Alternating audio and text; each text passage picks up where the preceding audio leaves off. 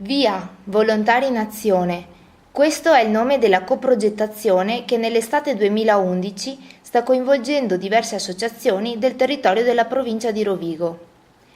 In particolare, Auser Città delle Rose, Auser Ceregnano, Arci Solidarietà, WWF e Legambiente hanno deciso di dare vita a questa grande iniziativa, allo scopo di avvicinare i giovani e gli adulti ai temi della cittadinanza attiva, della solidarietà, della tutela dell'ambiente.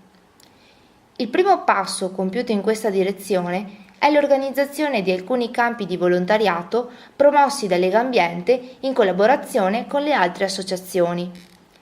Il primo di questi si è tenuto a Rovigo dal 22 giugno al 4 luglio 2011 ed era rivolto a persone oltre i 50 anni. Dopo un primo giro alla scoperta della città e dei dintorni, i partecipanti provenienti da tutta Europa hanno ripulito i parchi e gli ambienti pubblici della città, hanno aiutato gli anziani con la spesa e hanno promosso la loro attività con dei gazebo nei principali mercati rodigini.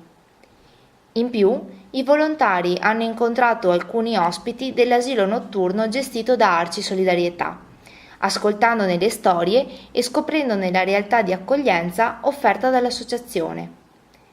I prossimi campi previsti sono dal 7 al 20 luglio 2011 a Lama Polesine e dal 18 al 26 settembre nel Delta del Po.